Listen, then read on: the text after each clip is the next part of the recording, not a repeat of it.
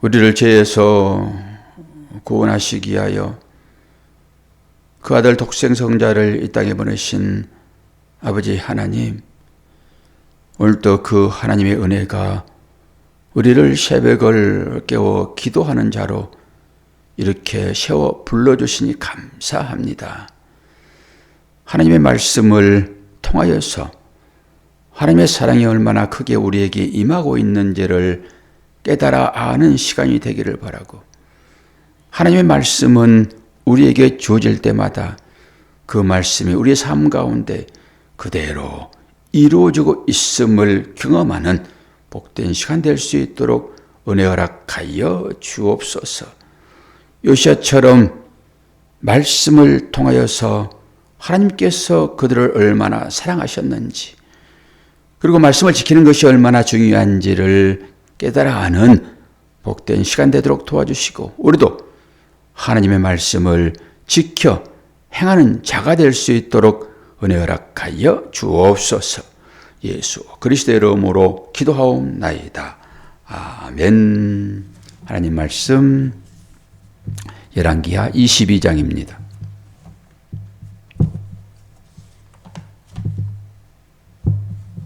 1절에서 마지막 절까지 말씀 봅니다.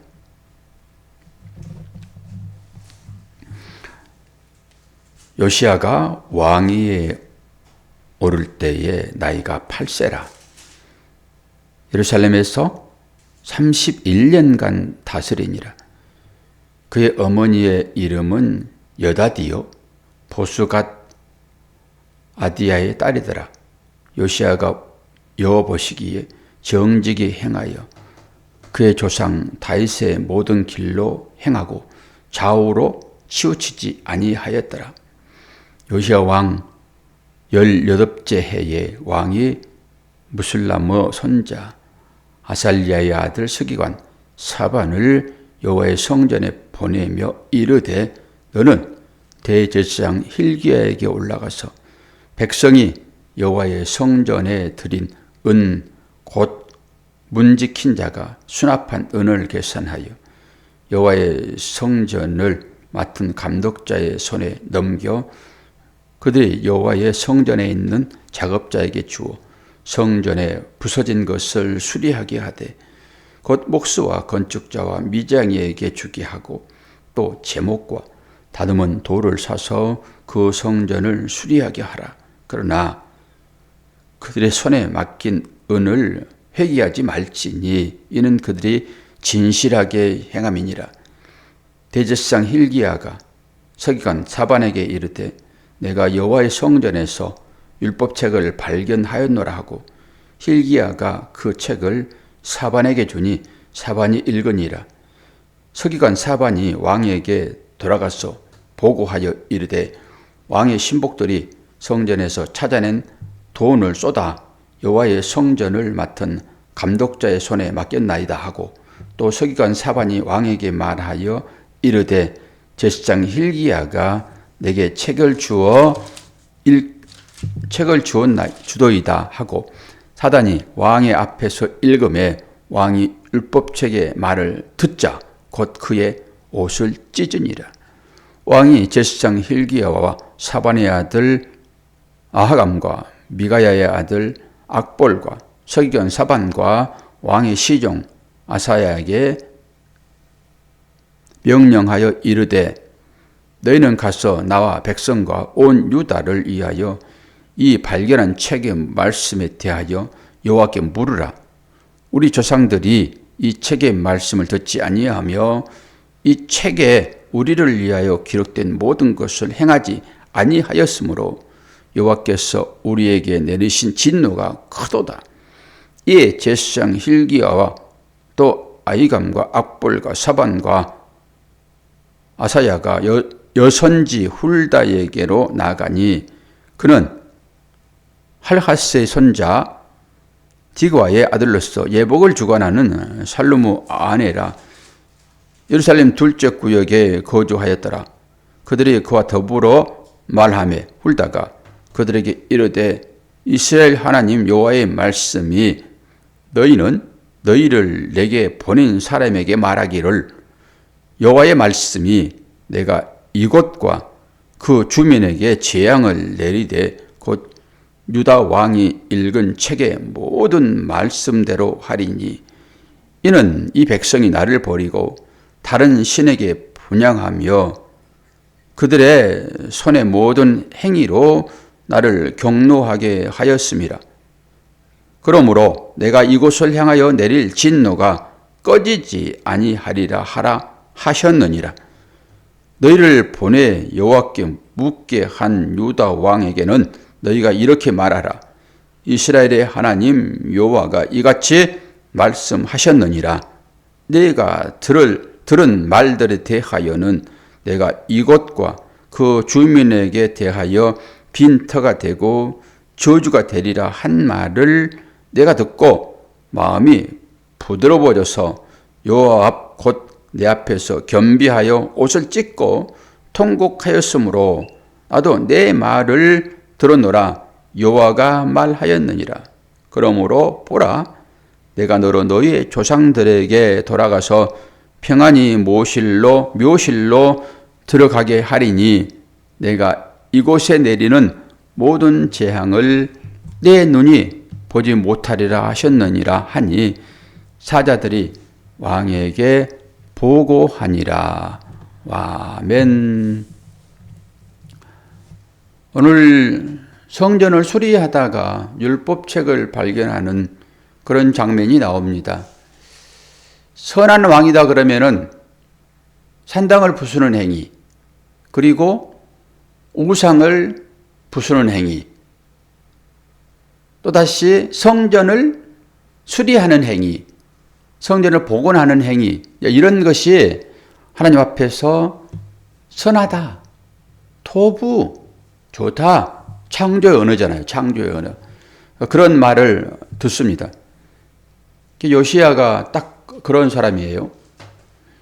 요시야는 히스기야와 필적할 만한 그런 선한 왕입니다. 이 요시야가 어떤 왕이 될 것인지를 우리는 열왕기상에서 보았는데요. 열왕기상 13장을 한번 봅시다. 열왕기상 13장. 거기에 오늘 이 요시야에 대한 얘기가 나옵니다. 열왕기상 13장 1절에서 2절. 하나님의 말씀은 허투루 쓰지지 아니하시고요. 다 이루어진다라고 하는 거잖아요. 그래서 우리가 하나님의 말씀을 새벽 시간에 받는 것입니다. 열왕기상 13장 1, 2절. 보라, 그때에 하나님의 사람이 여호와의 말씀으로 말미암아 유다에서부터 베델에 이르러 마침 여로보암은 누구예요? 북이스라엘의 초대 왕이잖아요. 여로보암이 제단 곁에 서서 분향하는지라 하나님의 사람이 제단을 향하여 여호와의 말씀으로 외쳐 이르되 제단아 제단아 여호와께서 이와 같이 말씀하시기를 다윗의 집에 요시야라 이름하는 아들을 낳으리니 그가 내 위에 분향하는 산당 제사장을 내 위에서 제물로 바칠 것이요 또 사람의 뼈를 내 위에서 사르리라 하셨느니라 하고, 요시야가 일어나 가지고 이 일을 하겠다라고 하는 거잖아요, 지금. 그래서 요시야가 오늘 등장을 하는 것이고, 오늘은 이제 성전을 수리하면서 율법책을 발견하는 그 일로 끝나지만은 23장 전체가 요시야에 대한 얘기입니다. 23장 전체가 상당히 길게 나오죠. 오늘 어디에서 무엇을 하다가 이 하나님의 말씀을 발견합니까? 그 당시 하나님의 말씀은 모세 오경이라고 보시면 돼요. 그리고 요시야가 읽었던 이 책은 신명기서라고 보시면 됩니다. 신명기서. 지금까지 이 요시야 왕이 있기 전에 므낫세와 아몬, 악한 왕들이었잖아요. 히스기야가 아주 선한 왕이었고, 이 히스기야의 아들들이 어떻게 이렇게 손자들이 이런 일들을 행했는지 아주 철저하게 하나님을 배신하고 우상을 숭배하고 모든 잡다한 신들을 다 섬기고 아수르 신이라고 하는 1월 성신까지 이렇게 섬기는 사람들이 되었다라고 하는 거예요. 그러므로 하나님께서 이스라엘을 징계하시는데 오늘 요시야가 성전을 수리했다라고 하는 것은 무엇입니까? 성전 예배가 진행되지 아니하였다라고 보시면 되죠. 저들은 전부 우상 숭배함으로 하나님을 멀리 했다라고 하는 것입니다. 요시야가 왕이 오를 때 아주 나이가 8세라 하네, 8세라. 이 아몬도 어제 우리가 읽지는 않았지만은 이 반역을 해가지고 아몬을 죽이거든요. 그리고 나서 요시야를 왕으로 삼습니다. 그게 이제 21장 24절이잖아요. 그리고 요시야가 그때 나이가 8세. 우리는 8 그러면은 숫자적으로 좀 생각을 해봐야 되거든요. 7 그러면 완성의 숫자. 8은 어떤 숫자라고 제가 말씀드렸습니까? 생명. 그래서 8일 만에 전부 할례를 하잖아요. 생명이 되는 것입니다. 할례는 세례와 같은 의미를 가지고 하지요. 새로운 생명으로 태어나는 것입니다. 그래서 8이라고 하는 그 단어에 생명을 의미를 부여하는 것입니다. 단어 자체에 8이라는 숫자 자체에. 그래서 8이라는 말을 많이 쓰죠. 그 태어난 지 8일 만에 할례를 하는 것이고 오늘 이제 선한 왕이다라고 하는 이 요시야도 왕위에 올라가는데 8세라. 그럼 뉘앙스가 이제 그 뒤에 어떤 일들이 일어날 것인가를 이제 보시면 됩니다. 그리고 나서 요시야의 평가가 나오잖아요. 2절에 요시야가 여호와 보시기에 정직히 행하여 그의 조상 다윗의 모든 길로 행하고 좌우로 치우치지 아니하였더라. 다윗의 길입니다. 다윗의 길. 물론 우리가 다윗을 사무엘 하에서 다 배웠잖아요. 다윗이 어떤 사람인지. 사무엘하 11장에 보게 되면 밧세바를 범하고 그 우리아의 아내를 우리아를 그 우리아가 어떤 사람이라고 말씀드렸어요. 그건 선한 피, 착한 피. 그래서 제가 우리아를 죽이는 것이 이 솔로몬이 손에 피를 많이 묻히는 것으로 그렇게 결론을 내렸고 어제도 이사야가 흘리는 피, 그 피만이 하나님께서 귀한 피다고 여기셨고 제가 그 해석을 그렇게 한번 달아봤잖아요. 그건 저의 해석이니까 여러분의 생각은 다를 수 있습니다. 그 선한 피. 그러니까 아무리 많은 피를 흘렸더라도 그 악인의 피는 무슨 생명이 거기에 있겠습니까? 하나님은 악인의 피보다 선한 피. 선하신 분이 누구십니까? 예수 그리스도시지요. 그분만을 생명이라고 얘기를 하시니까요. 그 피로 우리가 덮임받았고 그 피를 수혈받잖아요. 그게 성찬식 아닙니까? 수혈받는 것입니다. 새로운 피로. 여담이지만은 그래서 이런 것 때문에 잘못 해석하게 되면은 통일교 같은 문선명 씨 같은 경우에 그 피가름이라고 하는 그런 의식을 행합니다. 피가름. 그리고 JS라고 하는 정명섭 씨도 그런 것입니다. 그 순결한 여대생들 딱 그런 의미가 있는 거거든요. 문선도 마찬가지고 새로운 피가 공급되어야 된다라고 하는 것입니다. 그러니까 문선명 씨가 그 발 씻는 물을 마시는 거예요. 그들이 깨끗하게 하기 위하여. 그게 얼마나 엉뚱합니까? 성경을 잘못 보게 되면 그렇게 되는 것입니다. 오직 예수 그리스도만이 참 생명이시고 그분이 공급하시는 이 말씀, 이게 생명인 것입니다. 그 다윗이 그 길로 갔고 오늘 요시야도 그 길로 갔고 그리고 이 요시야가 앞에 이 부분은 히스기야에게 해당하는 얘기입니다. 히스기야를 하나님께서 그렇게 평가했다고요. 히스기야 평가를 한번 볼까요? 히스기야 평가는 18장 5절 앞에 부분 좀 넘어갈까요? 히스기야 바로 보았으니까 18장 5, 6절 하나님께서 어떻게 평가하시는지가 제일 중요해요. 세상 평가가 우리 중요하지 않습니다. 세상 평가는 전부 다 겉모양만 보고 평가하는 것이죠. 18장 5절 6절 이 히스기야에 대한 평가입니다. 이 평가를 요시야에게 평가를 하고 있는 거예요. 18장 5절 6절 히스기야가 이스라엘 하나님 여호와를 의지하였는데 그의 전후 유다 여러 왕 중에 그러한 자가 없었으니 곧 그가 여호와께 연합하여 그에게서 떠나지 아니하고 여호와께서 모세에게 명령하신 계명을 지켰더라. 중요한 사실이잖아요. 5절에 보면은 여러 왕 중에 그러한 자가 없었다. 유일무이했다. 라고 하는 평가인 것이잖아요. 그런데 이 평가를 똑같이 요시야에게 하거든요. 요시야에게 평가하는 걸 볼까요? 23장 바로 뒷장입니다. 23장 25절 여러분 눈으로 확인만 하는 거예요. 이거 다 외울 수 없는 것이니까요. 저도 못 외웁니다. 어떻게 평가하는지를 볼까요? 요시야의 평가입니다. 23장 25절 요시야와 같이 마음을 다하여 뜻을 다하며 힘을 다하여 모세의 모든 율법을 따라 여호와께로 돌이킨 왕은 요시야 전에도 없었고 후에도 그와 같은 자가 없었더라. 히스기야보다 더 철저하게 요시야를 세웁니다. 히스기야도 예전에는 그런 왕이 없었다라고 얘기를 하고 있지만은 이 요시야는 더 철저하게 얘기를 하죠. 히스기야가 똑같은 평가를 합니다. 그런데 전에도 없었고 이후도 없을 것이다 라고 하게 되면 혼자 해야 되는데 하나님은 앞에 사람도 그렇게 얘기하고요. 뒤에 사람도 그렇게 얘기하는 것입니다.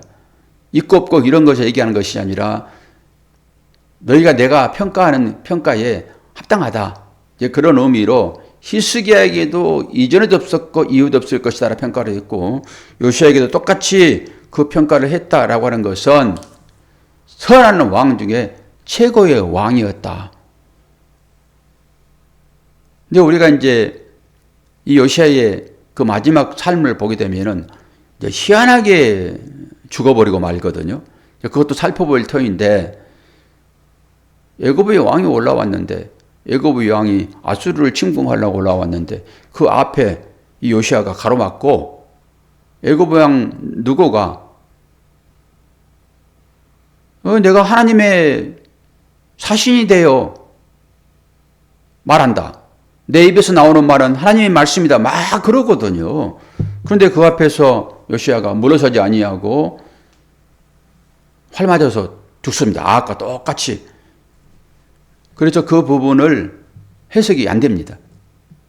여러 학자들도 해석을 못 합니다. 그 부분에 대해서는. 근데 요시야가 그런 방법으로 죽고 말아요. 딱 아합처럼 죽습니다. 근데 거기에 이제 의미가 있어요. 여러분도 생각을 한번 해보세요. 그 장면 가기 전에. 오늘은 결국 요시야가 성전을 수리하다가 무엇을 발견했냐고요? 율법책을 발견했다. 그 율법책은 신명기 말씀인 것이고 말씀을 지키면은 너희들이 형통할 것이다. 하나님의 언약이 거기에 기록되어 있습니다. 하나님의 언약이. 그리고 그 율법책을 읽으니까 요시야가 펑펑 웁니다. 왜 울까요? 율법책의 내용 중에서 하나님께서 제정하신 일들이 있어요. 유월절 절기입니다. 근데 그 절기를 지금 이들은 지키지 않습니다. 당연히 우상 숭배하는 이들이 어떻게 하나님의 말씀을 따라서 행동을 하겠냐고요. 요시야가 왜 울어요? 하나님의 말씀을 지키지 않았을 때 하나님께서 이스라엘 백성들에게 내리실 그 벌 때문에 그래요. 그 벌이 아니라고 그러면은 울 필요가 뭐가 있습니까? 그걸 보는 거예요. 요시야는 하나님의 말씀을 전심으로 믿었다고요. 그렇게 하실 것이다라고 하는 이 믿음이 그 말씀을 들을 때에 기가 올려버린 것이고 마음에 엄청난 충격이 오는 것입니다. 하나님 말씀은 살았고 운동력이 있어서 사람들의 마음을 쪼개고 남음이 있다라고 얘기하고, 하나님은 그 말씀을 통해서 이스라엘 백성들을 살리시기도 하시고 죽이시기도 하시는 하나님의 말씀이잖아요. 그런데 이들이 지금 어떻게 하고 있어요? 말씀을 지키지 않았다. 지키지 않았으므로 다가올 결과는 너무나도 뻔하다. 앞으로 다가올 일들이 정말로 힘들고 어려운 일이라고 여겨지면은 당연히 마음이 아프죠. 자기 자녀들에게 닥칠 여러 재앙들을 생각하면은 그게 너무나도 불을 보듯이 뻔한 그 일을 하게 되면은 부모가 눈물을 안 흘립니까? 내가 그걸 경험해 봤는데 하나님의 뜻을 따르지 아니하고 내 마음대로 살 때 어떤 일이 일어났었는지를 내가 깨달아 알았는데 내 자녀들이 그 길을 걸어간다 하게 되면은 똑같이 나를 사랑하시는 하나님께서 그들을 훈련시키셔서 바로 세우실 때 얼마나 혹독하게 훈련시키시냐고요. 내가 잘못해가지고 그 낭떠러지기에서 떨어졌어요. 우연하게 떨어졌는데 나뭇가지에 내 손이 걸려가지고 간신히 살아났는데, 그런데 그 나뭇가지는 주님의 손이었습니다. 이걸 경험한 내가 자녀가 똑같이 그 길을 걸어가는데 나처럼 그 혹독한 어려움을 겪을 것이라 생각하게 되면 눈물이 안 나오겠습니까? 당연히 눈물이 나오지. 그런데 요시야는 하나님께서 내가 너를 그건 보지 않게 하겠다라고 하는 것입니다. 요시야 생전에는 그런 일이 없을 것이다라고 하는 거예요. 요시야 이후에 그런 일이 생깁니다. 그래서 우리가 24장에 이제 가서 볼 터인데 그리 일어나는 거예요. 요시야가 죽은 이후에. 요시야가 어떤 때 하나님 말씀을 보았다고요? 발견했다고요? 성전을 수리할 때. 말씀이 주어져 있는데 그들이 성전 생활을 하지 않는 것입니다. 결국 그래서 말씀을 읽지 않은 거예요. 그러므로 그들에게 찾아오시는 그 하나님의 징계가 너무나도 컸지 않습니까? 이스라엘 백성들이 전부 다 아수르로 끌려갔고 이제 나머지 바벨론 쳐들어와가지고 BC 586년에 전부 다시 끌려갈 거예요. 남유다가. 그럼 이 새벽 시간에 하나님께서 우리들에게 이 수천 년 전에 일어났던 이 일들을 오늘 생생하게 우리한테 살아계신 말씀으로 주셨다라고 하게 되면은 이 말씀이 오늘 저와 여러분에게 어떤 의미로 다가올까요? 어떤 의미로? 오늘 지금 완성된 삶을 살고 있지요? 하나님께서 우리를 성전 삼아 우리 안에 내주하시잖아요. 하나님의 영이, 성령이 내주하셔서 우리를 새벽을 깨우기도 하시고 또 일선에 가서 열심히 소금과 빛의 역할을 하기도 하고 하는 것이 있잖아요. 그런데 오늘 이 말씀을 비춰서 나를 한번 보면은 나는 어떻게 합니까? 이 므낫세처럼 하나님을 떠나서 우상적인 것들, 그런 것들을 성전에 갖다 놓지는 않았습니까? 잔뜩 성전에 갖다 놨잖아요, 지금 므낫세가. 내가 하나님의 성전인데 그 하나님의 성전인 내 마음속에 있는 그 말씀을 내가 읽지 아니하고 세상, 내 욕망, 내 꿈, 내 야망 이런 것을 채우기 위하여 가득가득 내 마음에 그것을 쌓았다라고 하게 되면은 이게 하나님의 성전을 더럽히는 거 아니겠습니까? 우상으로 번복하는 게 아니겠습니까? 그러면 당연히 그 안에 있는 그 말씀을 내가 읽어낼 수가 없지요. 1차적으로 해야 할 그 일들은 우리 안에 쌓아놓은 나의 꿈, 나의 욕심, 나의 이 정욕 이런 것들을 없애야 됩니다. 그것들 때문에 사실 성전이 헐어지는 거거든요. 말씀이 바로 서지 않으면, 말씀이 기둥인데 말씀이 서지 않으면 집은 허려질 수밖에 없지요. 뭐 우상적인 걸로 대치하여 성전을 세운다고요? 안 됐지요. 내 마음에 들어있는 이 우상적인 것들을 처리하고 무너진 성전을 수축할 때, 청소할 때 그 가운데서 예전에 이스라엘 백성들에게 허락한 율법책을 보게 될 것이고, 여러분들이 하나님의 말씀을 받아 아멘 아멘 하고 했을 그 말씀이 성전을 청소하고 수리할 때만 보여지는 것이기에, 오늘 새벽에 이 말씀이 우리에게 주어졌다 하게 되면 과연 나는 지금 어떤 잡다한 것들로 하나님이 계시는 이 성전을 더럽게 채웠는가, 이 생각을 하시면서 한번 깊이 묵상해 볼 때, 이것 비워내야 되겠네, 이것 끄집어내야 되겠네, 이 생각이 아마 분명하게 들어올 것입니다. 그러면서 옛날에 받았던 그 은혜, 그 말씀이 새롭게 되어질 때 우리의 신앙은 다시 한번 반듯하게 세워지는 그 삶으로 나올 것입니다. 오늘도 새벽을 깨우는 여러분 축복합니다. 하나님께서 여러분과 함께 하시고, 여러분 안에 함께 계셔서 여러분의 삶을 인도하십니다. 오늘도 좋은 포근한 날씨 가운데서 그 하나님의 사랑을 이제 실천해 보는 그런 삶이 되기를 원하고, 육체가 약한 분들에게는 하나님의 특별하신 치유하심이 나타나기를 기도합니다.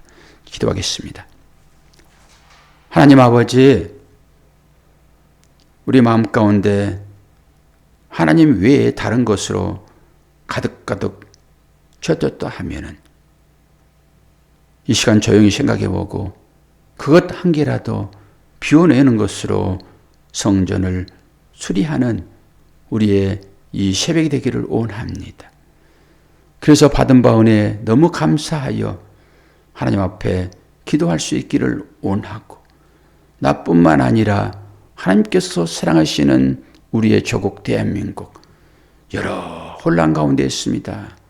우상을 숭배하는 자들이, 무당, 점치는 자들이 활개치는 이 상황 가운데서 다시 한번 믿는 사람들을 세우셨사오니, 그들이 회개하며 기도하고 나갈 때 그것은 곧 이 나라를 깨끗하게 정화하는 사건이오니, 속히 이 나라가 하나님의 말씀으로 반듯하게 세워지는 그날에 속히 올 수 있도록 이 모든 상황들을 하나님의 공의로 바르게 정리하여 주옵소서.